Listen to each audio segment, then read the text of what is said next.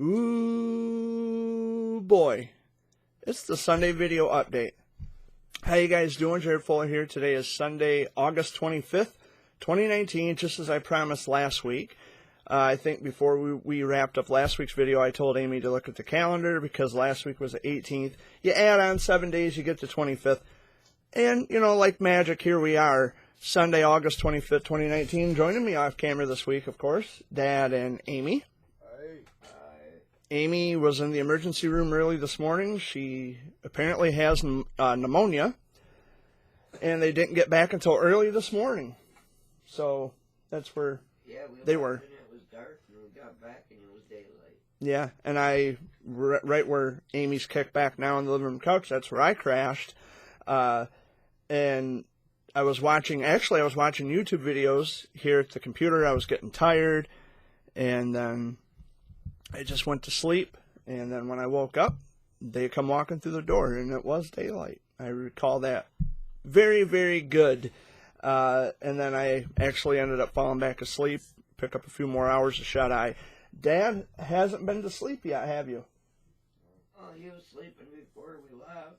Well, yeah, before you left. Yeah, but then once But we that got home, we had to wake him up at 3:30 in the morning. Because she sat up on the couch. She was having severe chest pains. She thought she was having a heart attack. She couldn't breathe, and I had to wake up Dad, or at least try to wake Dad up. He doesn't wake up right away, I've noticed. Not when you're really exhausted, tired. I could light firecrackers in his nose, he wouldn't wake up. But Weird though, I usually am a light sleeper. yeah, you usually are a light sleeper. But anyway, yeah, Amy was in the hospital early this morning. She's playing on her phone now. Dad, he's kicked back on the other couch. He's watching a TV show on MTV. Is it MTV? No, well, it was Or pain. I thought it was a heart attack. I don't know what channel he's watching. But anyway, the program is called Ridiculousness. And Amy's on the phone. Huh? if they've never seen it, they should watch it. Yeah, it's a TV show called Ridiculousness. It's popular here in America. That is, if you're watching from outside the U.S., it is a very popular television program. I think it's on MTV. Amy, she's on the phone with somebody right now. That's why you're hearing her talk in the background. But not to worry, she's We were supposed to. she's taking care of business there. My week was busy, actually. Amy, the one who's talking on the phone, I'll get to that in a minute. Amy had an appointment in Lansing last week, and I had to take her there. She had to go to Lansing, and that place was also a joke. It's rheumatology, I believe, is what it was for. And Amy needed a ride there, so I took her to Lansing, and then We gotta go back the 12th of next month. September 12th, you have to go back Yeah. to Lansing. Okay. Don't know what time because they change it. Yeah, because they changed her time like 4 fucking times. First it was, 2 o'clock, then 2:45, then 2:30, then 2:40. So they can't get their shit together. And I told them, Dad told them, Get your head out of your ass. yeah, get your shit straight. My paperwork. Yeah, and it was faxed over from Amy's, was it from your PCP's office, primary care physician? Yeah. They said it was faxed over. The paperwork was faxed over to the office in Lansing. We personally know the person that's. Yeah, we know who it was that did it, but the people in Lansing claim that they never got it. So we had to sit there and wait, and they had to fill out the paperwork all over again, and they were extremely rude. I don't know of anybody in Lansing who isn't rude other than, actually, I know 5 people who aren't rude in Lansing, and the 3 of the 5 are my pediatric oncologist, and the other 2 are the receptionists they used to be receptionists at the clinical center in East Lansing when I go for my checkups. So that's like only 5 people out of everybody else in the medical field who works at an office in Lansing who I know who aren't rude. But you were saying before I rudely interrupted? Did you forget your train of thought? And Dad's getting the dog, whining over there. But yeah, so we sat there and then we stopped up to, he's getting the dog growling, making noises, whining. Okay, boys. Get out here. All right, Scruff, that's enough. We stopped at, yeah, he likes making the dog make noises. But we stopped at Kroger and St. John's on the way back from Lansing, and whoa! Right in, Dad's here. We stopped at Kroger and St. John's on the way back home from Lansing, got something to eat. I'll wait until he's done with him, because it seems like every time I'm in the middle of a video, the fucking dogs want out. So I'll just wait until he's done doing what he's doing.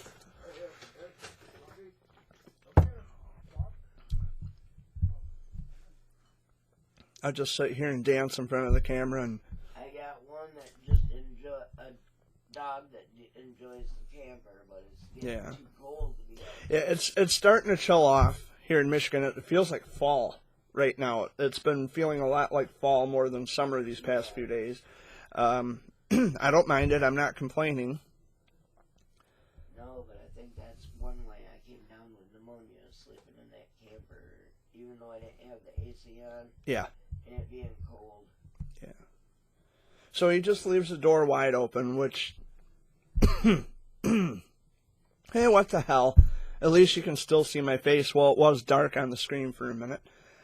Well, while he's out there taking care of that, I'm going to take this time to remind all of you to visit GuideStar.org.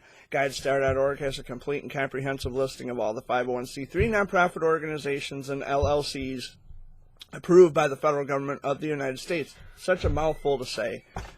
Don't be fooled, don't be duped. Visit GuideStar.org today. Now that Dad's back in the house, I can get to my point before the dogs were rudely interrupting me.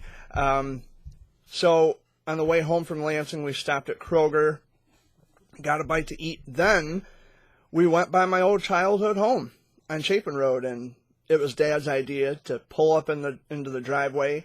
Mind you, I haven't been in that house or let alone on the property in damn near 30 years since we moved out. Brought back a lot of memories. And I promised Dad I wouldn't cry, and I didn't. But yeah, the people who live there now, the people who occupy the home now, we actually know them. And they are doing the best they can with remodeling the place. There's been a lot of changes, as you would imagine, over the course of almost 30 years, different people living there since we lived there. Maybe it's just because I had grown up, but I remember that house being so much bigger on the inside. And maybe it was because I was little and everything was bigger, because, you know, when you are small, everything is bigger in comparison. So maybe that's what it was, probably because I had grown and everything in the house now seems so much smaller. But now they have a fireplace in there. There was never a fireplace when we lived there. It's in the kitchen. And it's like in the dining room area. In the kitchen. And well, part of it goes in the kitchen. The dining room area. See, there used to be walls that would partition off, you know, the kitchen, the dining room, the living room. Now it's all one big section, but it's, The dining room was bigger. yeah, the dining room was much bigger, Huge. and yeah, it seems smaller. Yeah. It seems much smaller now. Now, because when you know, there's a big front deck on the front of the house where you used to walk up cement steps onto the porch. It was all one solid piece. And, or was it a solid piece? It was at stop and that stop. Yeah, All but the way across. yeah, it was all the way across the front of the porch. There wasn't grass there. Yeah, there was no grass. It was all gravel. And yeah, the steps were cement, I think, weren't they, when we lived there? Yeah. Not those steps, but there's Yeah, it wasn't the steps that are there now, but there when, were 2 steps. yeah. And and everything is different now. And there used to be a front door where you just walk in and it would take you right to the dining room. Checkered floor is gone, by the way, Mom. I was kind of disappointed about that, but it's not my house anymore. But anyway, the front door used to take you into the dining room area. Now, the point of entry is the door on the side that used to lead to my bedroom. And the bedroom's not there anymore. They took the walls out. The staircase is still there, but the bedroom itself is gone. So now that's a point of entry and exit to get in and out of the house. The master bedroom, as far as I know, is still there. But it all just seems so much smaller now. I just remember the house being gigantic. I remember it being huge on the inside. And maybe it is because I had grown over the years, but I remember the ceilings being higher. The ceilings seemed very low when we were there. I don't remember the ceilings ever being that low. I don't know if you remember the ceilings being that low. No. I thought the ceilings were higher because I think they actually were. They put a drop ceiling in, I think. Yeah, because it was never like that before. So a lot of things have changed since I've been in that house, and I was very reminiscent about some stories of the house when we were there visiting with some friends of ours. Well, at the time we didn't know they were our friends, but what's that? Thanks to Michelle and her husband for letting us come in and Yes. talk about it. They couldn't believe it. We lived there for 30 years ago. Yeah, Michelle is her name. That's our friend's name. She lives there now with her husband. Her husband's battling cancer. So our best goes out to her husband. And yes, Michelle, thank you for allowing us to go on the little tour of the house that we have not been in damn near 30 years. And that driveway was so very reminiscent to me. Circle driveway. What's that? It was a circle driveway. No, it's not. It was a circle driveway? Yeah, you come in, you went like this and go all the way around the barn or the garage. Oh, that's right. Yeah. Yep. Yeah. That was a circle drive. Now that you mentioned it, yeah, I remember that. No, yeah, because I used to drive my go-kart around that Yeah. truck. It only goes to show that it's been a very long time since we've lived there. The people who used to own it, Glenn and Cleo Williams, I think they're gone now. I think they both passed away. They used to own the hardware store in Elsie. Nice people. Many years ago. They were the nicest people in the world as far as I'm concerned. They even told Mom that out of all the tenants that they've had come in and out of there, we were the most, I guess, the most memorable or the most well-loved because Respected. we were the most respected because we lived there when I was diagnosed with Wilms tumor. So And we always took care of it. that house has a lot of very fond memories. It has a lot of rough memories, but nonetheless, there are memories in that house. And yeah, I mean, the years have gone on, but I can still remember so much from that house. And I even told Michelle, I said, if I ever hit the lottery, I said, I'll give you anything you want for this place. Because I miss my home. I mean, this is my home. This here, right here in this very spot has been my home for the past 20 years. I've lived here longer than any other place I've lived in my life. But Chapin Road, that house will always have special meaning to me. Lots of memories, as I said, and I miss it. And I'm just happy to see that there are other people who have lived in it. And by what I'm guessing, there are children who live there, or the people, our friends, have grandchildren who come over. I hope that house will be just as memorable for the next generation of children as it was for me. I love that place. It's a big farmhouse. It used to be a downstairs and an upstairs. Now it's been converted into one great big house. And like I said, my bedroom used to be next to the staircase. Mom never wanted me going up the staircase because there was a hole in the floor. You know, like when you go up to the staircase and there's a little floor right there and then there's a great big hole. And Mom never wanted me going up there because she was always afraid that I'd fall through it. And it was big enough, it was big around enough in the floor where I could easily fit through it. And what was that, like it was an air vent, I think, or something. It was, I don't even remember. Mom told me, but what's that? Had a crate over it. Did I have a crate over it? A crate that you set down on the floor. You set down on the floor and you walk over it. Well, yeah, I mean, I remember the hole. I actually remember that hole being wide open. Yeah. And that's why Mom never wanted me to go up the stairs, because she was always afraid that I'd fall through it. But yeah, lots of wonderful memories. And Michelle, thank you again for for letting us take up some of your time to enjoy a little reminiscent tour of my childhood home. I miss it.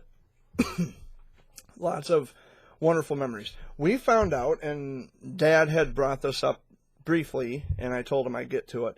A friend of ours named Sam Aguilar had passed away. He used to be a disc jockey at the local bar and grill. It used to be known as the Green Parrot. Now it's known as the Back 40 Bar and Grill. Sam was 68, I think. 68. Yeah. And I don't know what the cause of death was. But our love and condolences go out to his family and friends.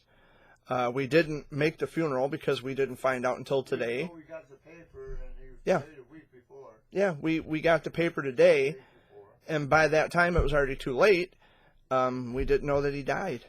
And so, you know, it's a bummer that we find out at the last minute when someone dies, and we missed the funeral, we missed the, you know, the services that you know, the family puts on.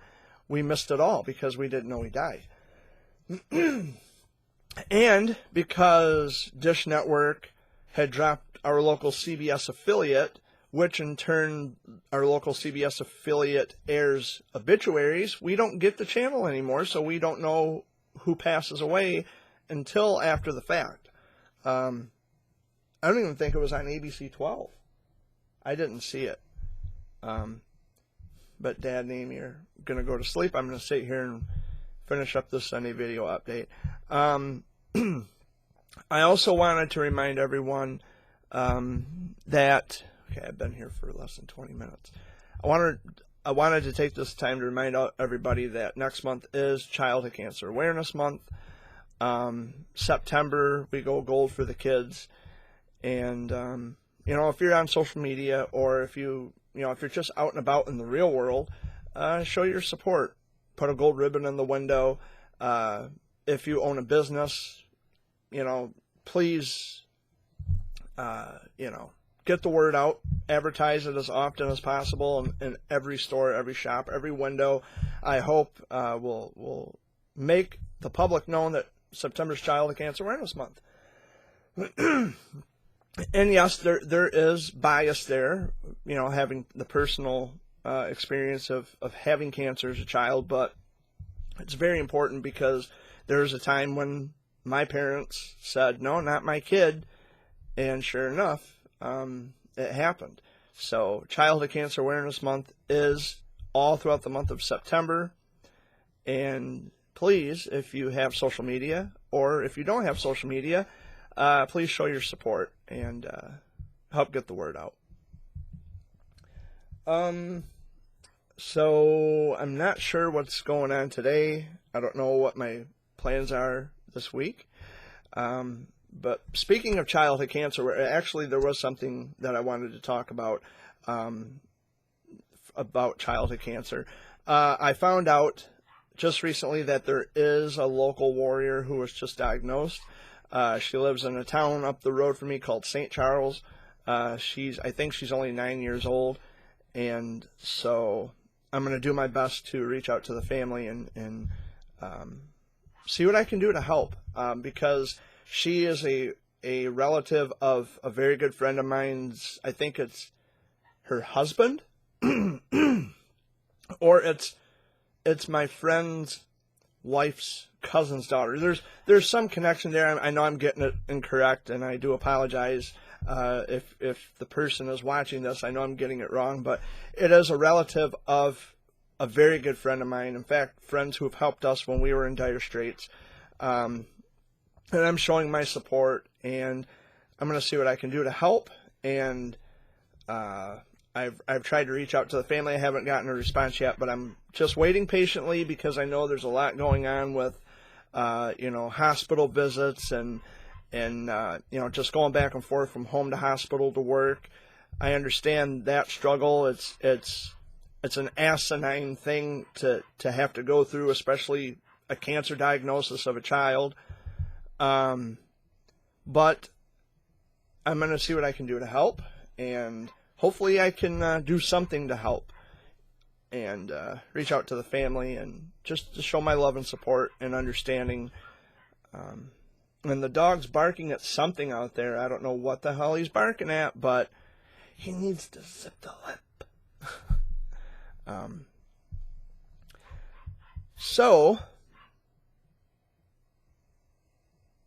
I was just waiting for him to shut up.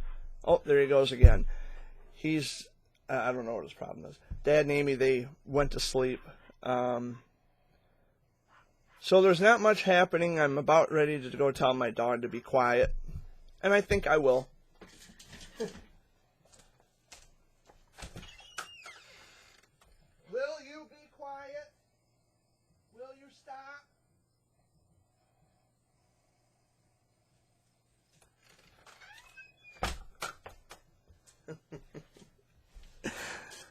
Oh, when I come out yelling, Jared's yelling at me. So he lied down on the grass. I don't know what my plans are this week. Today is, let's see, the 25th of August. I don't know what we got planned this week. We usually, like my schedule's usually wide open. I don't have any set times or anything when I have to be anywhere in particular. Kind of just play everything by ear. I do have an eye doctor appointment next month, but that's an eye doctor appointment. It has nothing to do with anything serious like childhood cancer.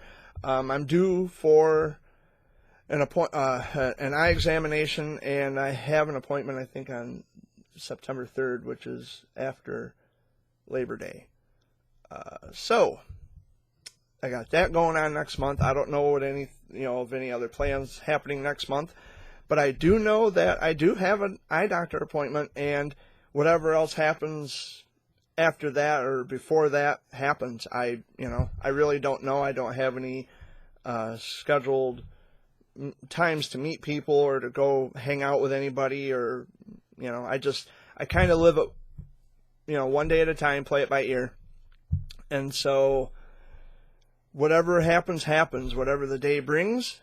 Or whatever my plans are. I guess he didn't get the memo because he's fucking barking again. So if you would excuse me for just 1 second. What did I tell you? Stop. You're done. Stop. No more. You understand me? No more, buddy. Now, you be a good boy. You stop that.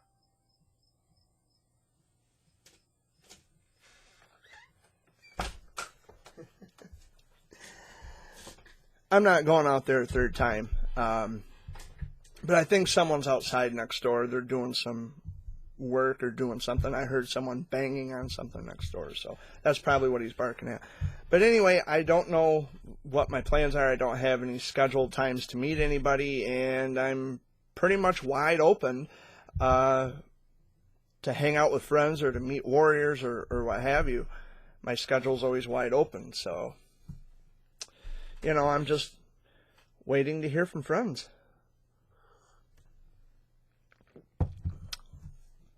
But in any event, as for myself, I'm doing okay. I'm staying busy, staying active, doing a lot of writing in my journal.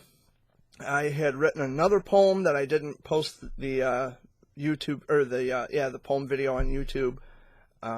It was kind of a quick drop for a warrior who is once again battling cancer for the third time. And so, you know, I've pretty much been keeping to myself, you know, laying low. But the people know who I am, so they don't have a problem with that. And I think that's the only poem I'd written. Was just for the warrior. Yeah, that's it. So everything else is wide open. Like I said, I don't have any plans to do anything. Today being Sunday, August, doesn't even necessarily matter what day of the week it is, but today is August 25th. I think it was 4 years ago today, my Aunt Anna had passed away. And I made a video on my YouTube channel sharing that moment with everybody and offering my love and condolences to my cousins. And so today, my Aunt Anna's on my mind a lot, and I miss her terribly. My mother is the only surviving child of my grandmother now. My mom, I think, is the last of... I've heard 15 kids, but I think altogether... if you count stillborn, my grandmother had 17 children. So my mom was the very last of the children to be born from my grandmother. But mom's the only one alive. She's, you know, she kind of feels alone. I mean, I understand where she's coming from, and I understand that, you know, it does get lonely when you don't have brothers or sisters to talk to, because usually my mom would call my aunts and have, you know, one-on-one discussions, and they would cry together over the phone. They would laugh together over the phone. Now my mom doesn't have that, and I can understand how that would pain my mother. If my brothers were gone, I mean, I don't talk to my brothers regularly, as I probably should because they're my brothers, but I'm not particularly close with my brothers. So, you know, if something happened to my brothers, yes, I'd be incredibly sad, and I would feel bereft if my brothers had passed away or if something happened. But I don't talk to my brothers every day. I'm not incredibly close with them. It's really sad that my mom, being, you know, the last of all the kids, now she's the only one who's still living, and I realize how hard this could be for her, and it must be excruciatingly devastating to her to not have any siblings to talk to. You know, so my cousins, I don't know if my cousins ever watch my YouTube videos, but I'm keeping your mom in my thoughts today, and you know, it's been 4 years since she's been gone. It doesn't seem like it. I miss her every day. I miss her terribly. I miss all my aunts and uncles on my mom's side. But Anna passed away, I think it was 4 years ago today. So I wanted to make sure I got that out there. And my cousin, which would be my Aunt Anna's daughter, Destiny, she had a baby. So I'm a cousin again. So congratulations to Destiny. And the baby's beautiful, by the way. I got to see pictures of the baby on Facebook. Absolutely beautiful. And, you know, there's as much as I really don't have a position to say this, you're going to learn about parenthood like that. You're going to learn a lot. Things that you didn't think would happen will happen. Babies are going to keep you up all night long screaming, crying. You will never get a good night's sleep ever again. This is what I've been told. I don't have babies of my own, but I can only imagine the struggle, and babies do keep you awake at night. They wake up in the middle of the night screaming because they're hungry, or they had a bad dream, or their tummy hurts, or whatever, or they're wet. You know, they can't tell you. They can't communicate with you like, you know, I'm talking to my YouTube audience. All they can do is scream and cry and laugh. You know, they either laugh or cry. That's the only communication, because they don't know how to talk yet.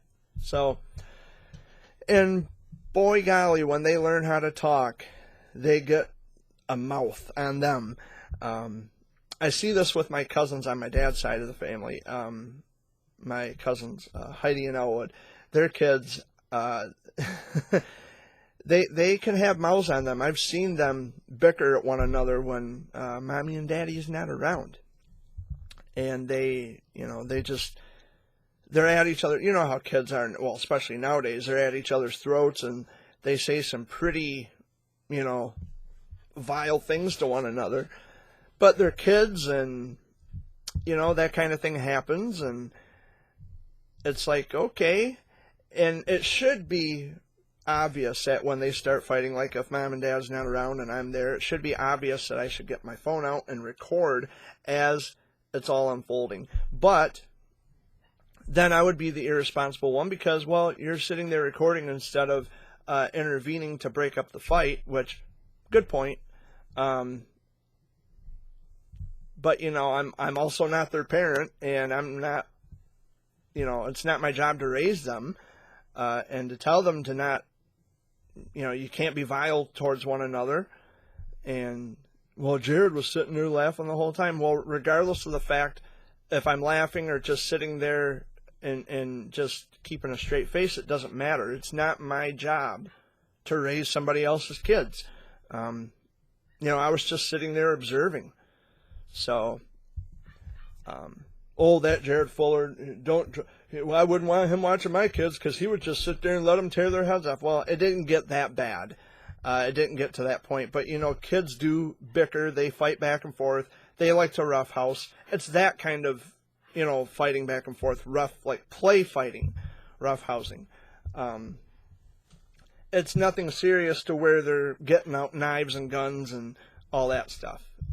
They don't do any of that, thank God. And there goes Scruffy again, barking after I yelled at him twice.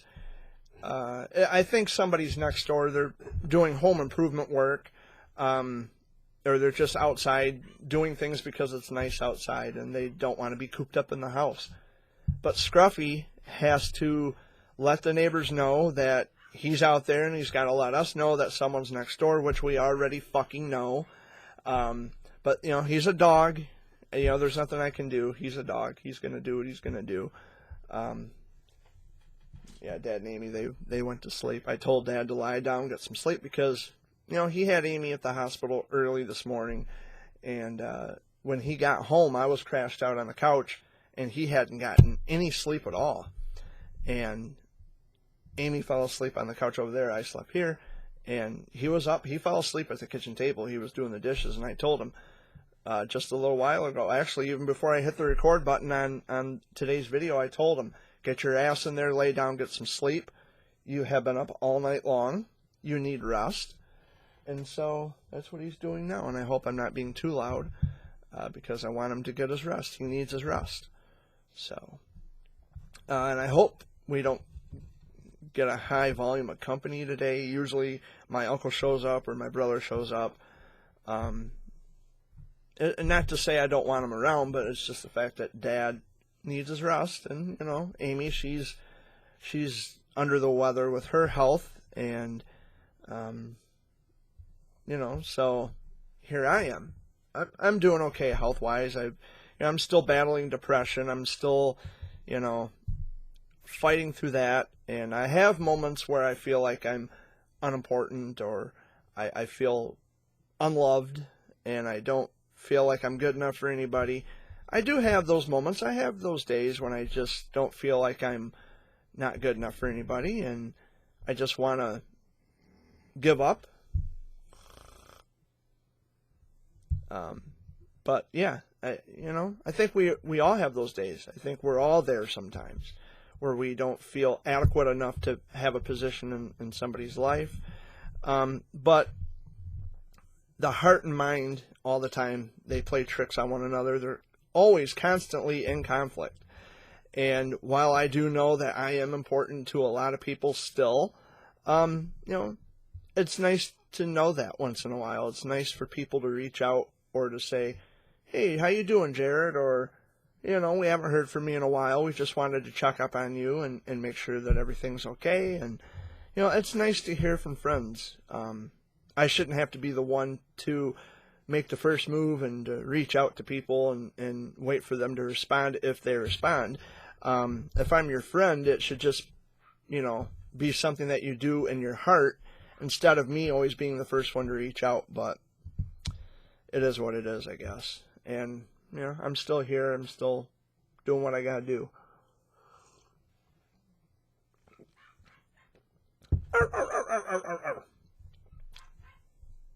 But anyway, there's really nothing else to talk about other than Amy was sick in the hospital early this morning. We had a friend pass away. I visited my childhood home on Chapin Road. And I'm almost certain that pretty soon I'm going to be meeting some cancer warriors and hanging out with a cancer warrior. So I guess at some point I'm going to have plans, but I just don't know when yet. There's no, there's no specific day or time when I'm going to be meeting up with these warriors. Actually, in October I'm going to be seeing a warrior, and I'm looking forward to that. And actually, there was something else I wanted to talk about really quick. So I made a new friend. They live in the D.C. area. His son, I think he's 9 years old. He runs marathons to help raise money for a nonprofit organization that assists in families whose children are battling cancer.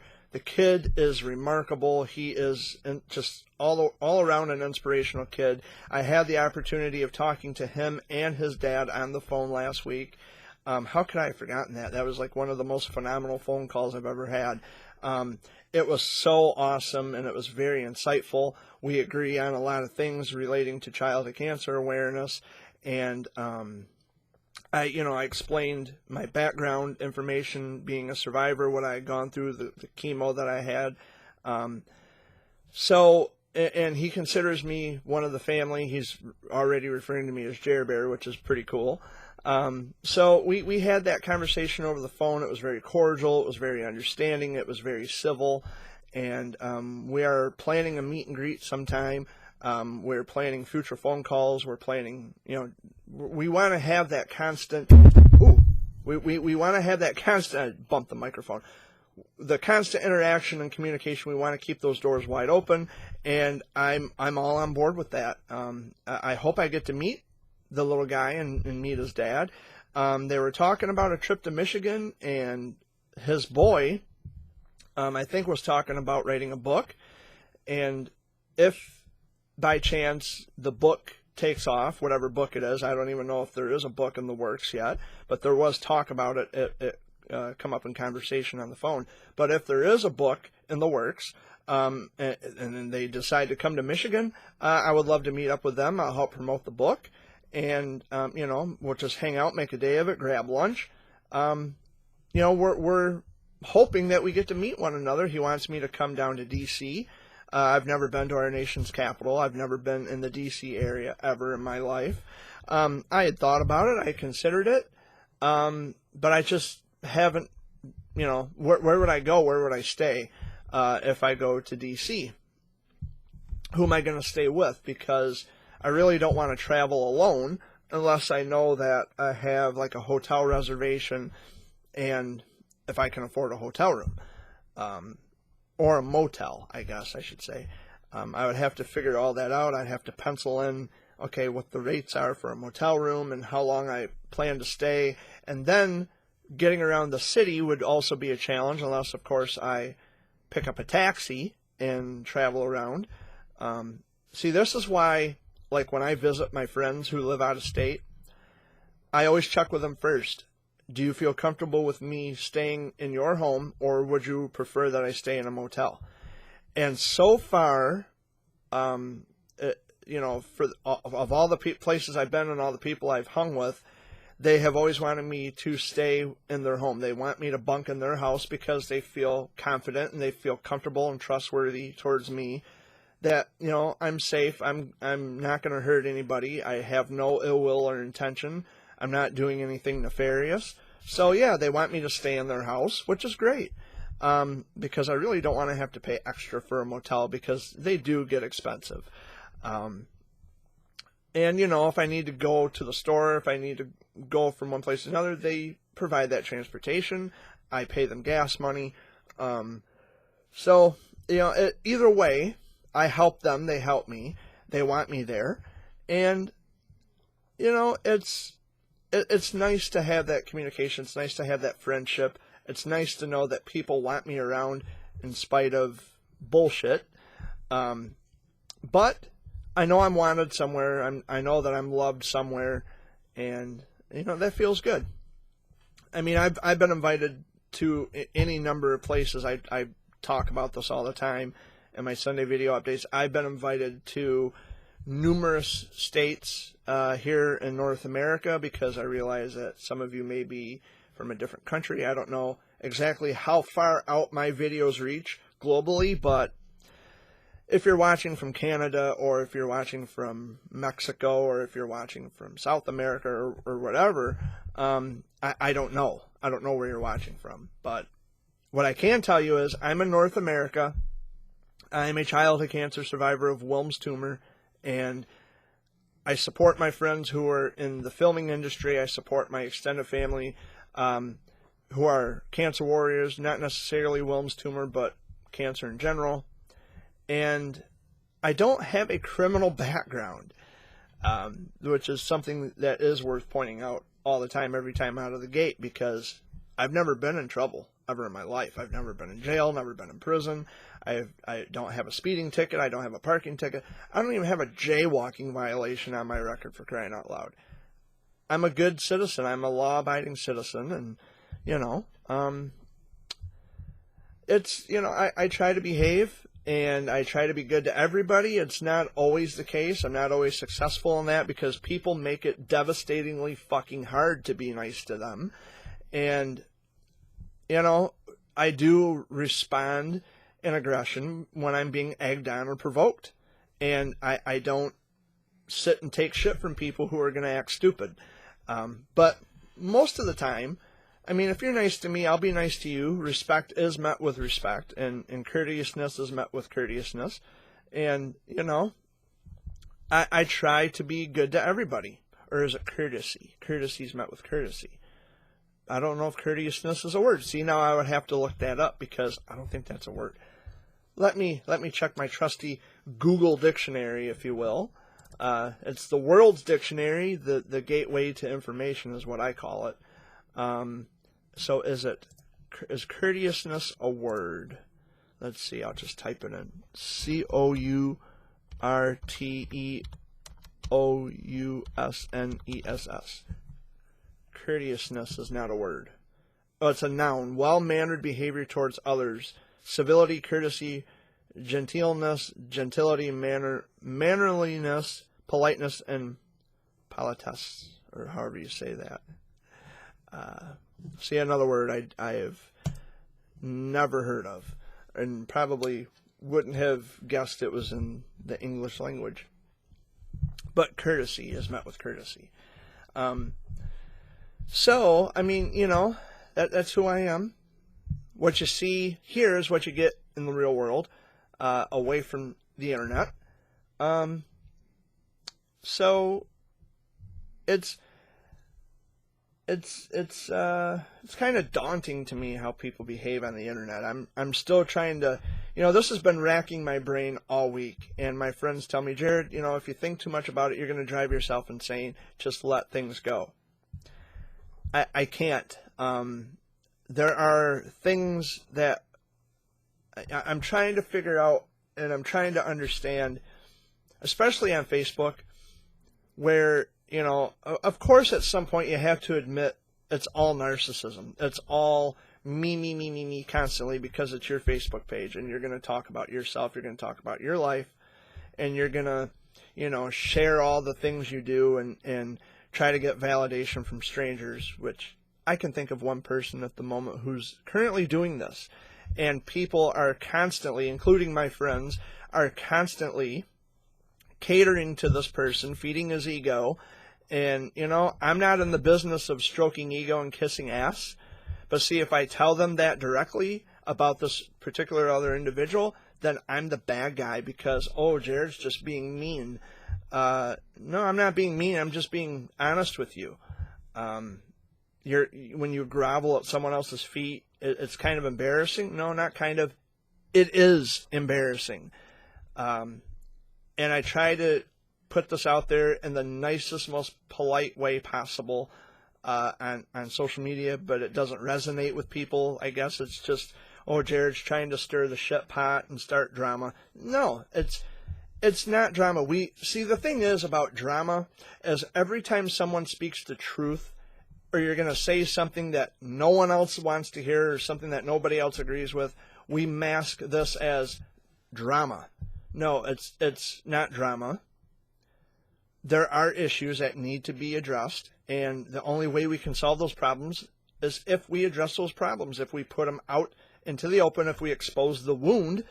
That's the only way we're going to be able to heal and get over that bump in the road. And I say this particularly about childhood cancer awareness and advocacy because I see it all the time, daily. People who are just more concerned about their image, and they put on a good persona and a good facade on Facebook, and you don't see the person on their worst day. And I just think it's a joke that they think that they're God's gift to children, and they're not. I never claim to be. I don't claim divinity. I don't claim to be God's gift to anybody. I'm just someone who survived childhood cancer, and I share my story with people who are interested. And, there's people out there who need the hope. They need the inspiration. They need to know that someone who has gone through that is now years separated from that. And, I'm doing the best I can to prosper and to survive in the world. But I'm not holding myself up as a messiah or as a moniker of any kind whatsoever. There's enough of that going on now, and I find it to be grotesque and disgusting. And I'm really at my wit's end with people who are using this to their advantage for reasons other than the cause. It's like, and the thing that really bugs me about Facebook too, and with this person in particular, is if it's this idea that anything he says or does is just treated as, so profoundly. If it came from me, on the other hand, well, we just shrug that off and we just keep scrolling. Gee, thanks. I don't know how this person is so much more important than me or anybody else, but whatever. Keep kissing ass, keep stroking ego. I love you, but it's embarrassing when you grovel at a person's feet and you are willing to throw down every bit of yourself just to try to seek approval from someone that you hold superior to yourself. It's embarrassing and it's appalling. I would never expect that from my friends. My true friends, which I try to be friends with everybody, I would never expect them to grovel at my feet. I wouldn't expect them to put me on a pedestal. I wouldn't expect them to treat me like I'm God. Because I'm anything but that. I'm anything but those things, and I don't try to be, and I'm not perfect. And I'm just doing the best I can, and I help people when I can. Some people, they have it in their head that there's this advocate medal or trophy, because they're always trying to outdo each other, and I've mentioned this any number of times. I would like to think that we will find a cure for all cancers in my lifetime. Maybe I'm being naive, and I shouldn't be. But the issue now is that I'm focusing on not only the bigger issues where we need funding for childhood cancer research, but I'm also focused on this idea that we need to stop with the ego. We need to stop thinking that we're better than everybody else, and we need to get rid of this idea that we can do what nobody else can, that somehow helping other people is it's some kind of great mystery, and everybody else is so confused, and only you are the one who gets it. That's horseshit. Sorry, but it is what it is. And we need to, in order to, because there's always going to be bigger fish to fry, okay, regarding childhood cancer awareness, funding, for research and such. But we have to take care of domestic issues first. We have to be willing to clean up our own backyards before we can make any greater change. We have to realize who we are, what we're doing, that we should be changing. And instead of letting your ego and your narcissism get in the way of that, why don't you say, you know what? Maybe there are some things that I can change about myself and the way I do things. And it would be a start to say, I'm not better than anybody else. I'm not trying to overdo myself, and I'm not trying to overshadow what everybody else is trying to do. I'm just being myself. And if there are other people who want to collaborate with what I'm doing, or if they would, if I can collaborate with them on something, I would love to do that. I would love to work with other organizations. I would be honored. And even if you're not a member of a nonprofit organization, as myself, I don't have a nonprofit organization. But see, I've never been asked to get involved in anything. Even when I started advocating in 2013, I never had any, ringing endorsements from anybody saying, well, this Jared Fuller is really awesome and we want him on our team. It's never been the case. I'm not affiliated with any nonprofit organization. I'm not interested in festivals or anything like that. It's a facade. It's bullshit. The day that we have cures for all cancers plaguing children, then I might get, deeply involved further in attending festivals and meeting people who are, in that position of doing things. But until such time, no fucking way. I want nothing to do with any of it. But I will, for the most part, I'll raise awareness and I will reach out to people, and I'll still keep in contact with my friends. I'm still doing what I need to do on my terms. And as my friends always say, you do you, you let them do them. Yeah, but it affects my friends, and that's the point. That my friends are not understanding what I'm trying to get across to them because they think it's me trying to start shit. Farthest from my mind, but you have to be willing to say, okay, I understand what Jared is saying. I've been in that position where I'm willing enough to say, hey, I understand what my friends are saying, and I do. If they tell me, Jared, you just got to focus on you and not worry about everybody else, okay, and I've done that, and I've taken them up on that advice. But it's the idea that my actions, the things that I do, has an effect. It has an impact on the people around me. So I have to make sure that I'm making the wisest decisions possible because I don't want to put out this false message that Jared Fuller is above and beyond everybody else. Because I'm not. And there's not anybody in the world who has a better understanding than the next person, especially when everybody as a whole, collectively, was directly impacted.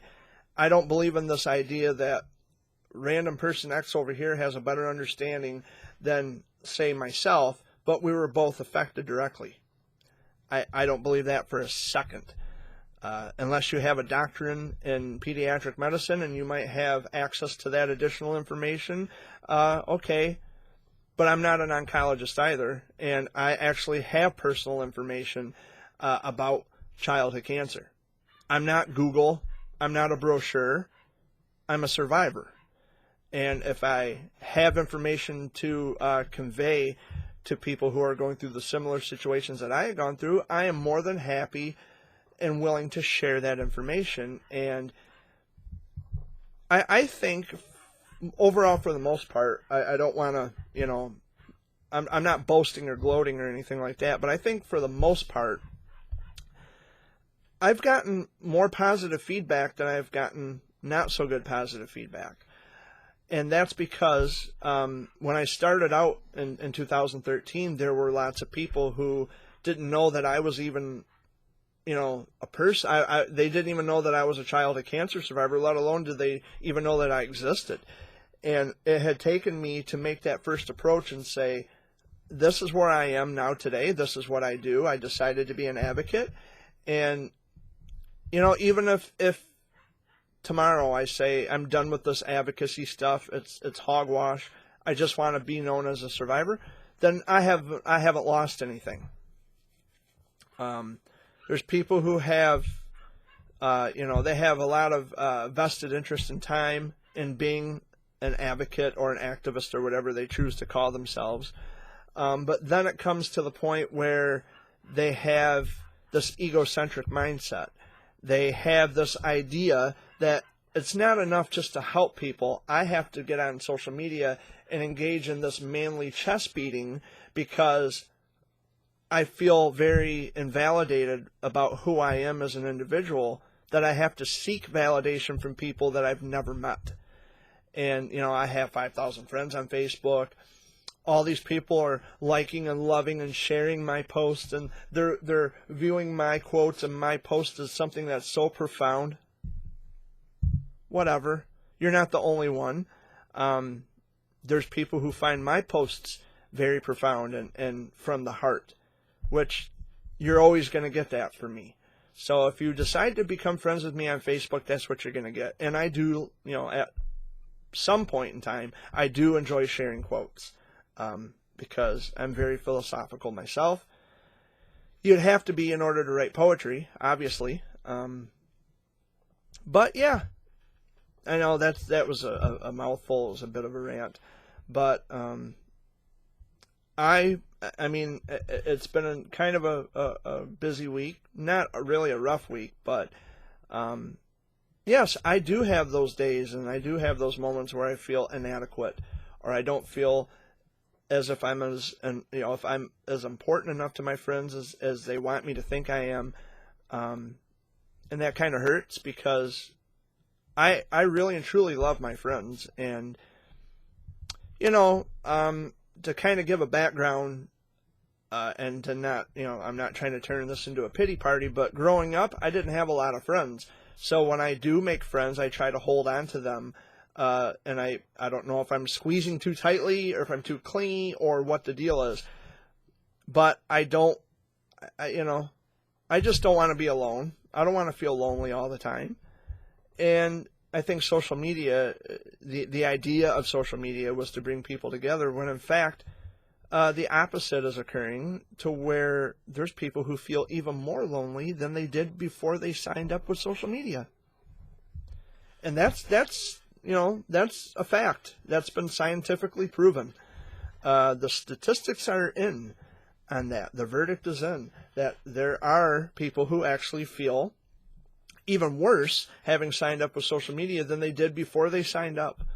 Or if you're like my dad and just don't pay much attention to it, which I would love to get into that groove of just, I'll check it periodically, put the phone down, and go back to what I was doing. Because I still have connections. I still have people that I talk to, and they text me or they email me or they, we have that open communication. And I guess what I would want is to have that spontaneity with my friends where I get a random text or a random email just saying, "Hey, how you doing, Jared? We haven't heard from you in a while. We just wanted to check and make sure that everything's fine." That's great. I enjoy the text. I enjoy hearing from people that, I love and care about. But there has to be equality in the childhood cancer world when it comes to, advocacy, when it comes to raising awareness. There's got to be equality. The imbalance is not healthy, especially if we want to make incremental change, which is what we're all shooting for. We do what we do in respect to a goal, and the goal is to have government get serious about funding childhood cancer research. And it's not always easy because you don't have people. You don't have people who are going to listen. Until such time as they go through it, then they might change, but even then I doubt it. Because our democracy is not built that way. It's not structured where they care more about people than money. sadly. And mind you, I'm not political in any way, but you don't have to be political to see what's happening. We perpetually keep Big Pharma rich while citizens continue to remain sickly, which I think is the biggest fucking train wreck that we have in this country, is that we can allow for our own people to be sick at the behest of government and Big Pharma staying rich. I think that is, again, grotesque. And it's awful. It's just appalling, and it's repugnant, and every other synonym that best fits that description. It's horseshit. But well, I had something stuck to my elbow. So I don't know what I'm gonna do. I might go up to my cousin's house in Chesaning. I'm not gonna drive all the way up to Heidi Knowles. It's quite a ways. Although they're probably wondering where I've been. I did see them a couple weeks ago. They were in the area. They stopped in, visited for a little while. These two are sleeping. I'll probably just let them sleep, and I'll figure out what I'm going to do today. Might go for a ride somewhere. I might go visit family. I don't know, look up one of my female friends and say, hey, what you doing? So, yeah. Oh, yeah, by the way, I am single again. And I'll talk about that, too, in a minute. So, yeah, I am single again. Ruth and I decided to call off the relationship.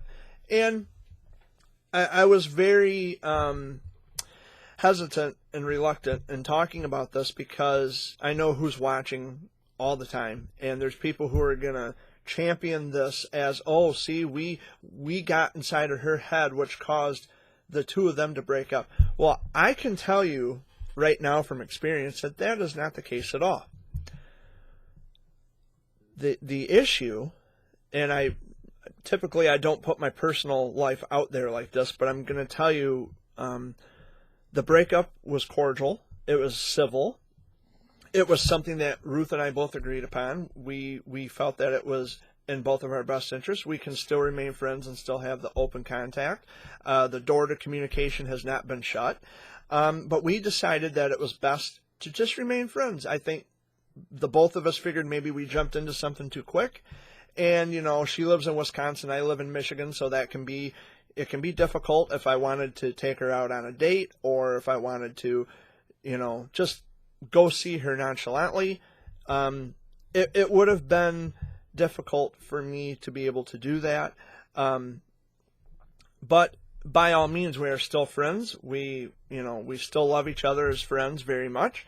And if she does, in fact, find somebody new, I'm going to wish her all the best. I have no ill will towards her. It was something that we both decided was a healthy move. She wants her to, you know, she doesn't have the energy to be in a relationship, is what she told me. That's fine. I kind of enjoy being single anyway, because it just gives me an opportunity to explore, you know, the world and to do what I need to do. But, you know, I'm comfortable in either situation. I'm comfortable being single. I'm also comfortable being in a relationship with a woman. Either way is fine with me. I don't, you know, because I see a lot of these guys who they get so, you know, oh, I don't know how I'm going to live without her. I understand love, true love, when you are in love with somebody. I get it. I've been in love. But for me, I actually kind of, in a broad sense, I have license to kill by saying I'm okay with that either way, being single or being in a relationship, because I've been single for so long that it doesn't faze me to be single, and it doesn't faze me to break up with a girl. It's not that I don't put effort in her. It's not that I don't care about the woman. It's not that I don't work at keeping the relationship hot and heavy. It's just whatever happens, happens. If I find a girl and we hit it off and we get into a relationship, that's great. I'm happy. But if she wants to call it off, if she wants to move on to bigger and better things, or if she feels that I'm not cut out for the relationship, okay, I'll enjoy being single again. I don't mind it. So there's always, for me, it's a win-win is how I look at it. Either way, I don't lose. So, like I said, again, I have no ill will against Ruth. I still love her. She still loves me as a friend. And, we're still friends. That's the main thing. It wasn't a back and forth exchange. It wasn't a knockout, we didn't have an altercation. It was, this is what we feel is best for the both of us. Do you want to just be friends? Do you want to call it the relationship? And she says, yes. I said, okay, I agree. But it had nothing to do with what anybody said, because I know people tried filling her head with a bunch of shit about me, which, by the way, she did not believe, and she still doesn't believe it. She knows me better than that. But anyway, yeah, I'm single again. And again, like I said, if Ruth finds somebody, someone who can make her happy and make her wishes come, true, and, I'm happy for her. I wish her all the best. I hope that she's treated like the queen that I think she is. But yeah, we're all good. It's all civil. And I try to be mature about it too. It's like, okay, it didn't work out, but you know what? I still love you as a friend, and I still want to be friends with you. I still want to have that communication open. And she says, absolutely. No one's ever going to make me change my mind about you. And that feels good, and it's nice to know that I have a real loyal, true friend out there, even if a relationship fails. So I'm okay with that. But yeah, I wasn't going to talk about that because I usually don't put my love life out there for the world to know. But yes, Ruth is available. I'm available now. So there we go. There's that. But anyway, I've been here for, let's see, how long? Oh, about an hour and 7 minutes. So I guess I can wrap up the Sunday video update. Dad and Amy did start off joining me in the video, but they both went to sleep. I'm going to let them sleep. I'm going to figure out what I'm going to do for the rest of this day. Let's see, it is already going on 2 o'clock. Again, like I said, they're just going to sleep. I don't know what I'm going to do particularly. I might even cash in our pop bottles up at Frank's Supermarket. I don't know yet. I might even just stay home. I might go for a walk. I don't know yet. Something. I just don't want to spend too much of my free time on social media because it consumes so much of our time. There's no denying that, and the people who do deny it are the ones who are on social media right now, denying it. So the irony is incredibly thick. But yeah, everything here so far right now, other than Amy being sick, everything else is good. I'm doing okay. The dog, I'm going to figure out what he's barking at. Maybe that's what I'll do today. I'll figure out what my dog's barking at.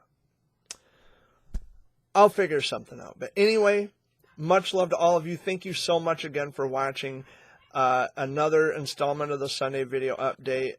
Scruff's out there barking. I think he's going to thank you too.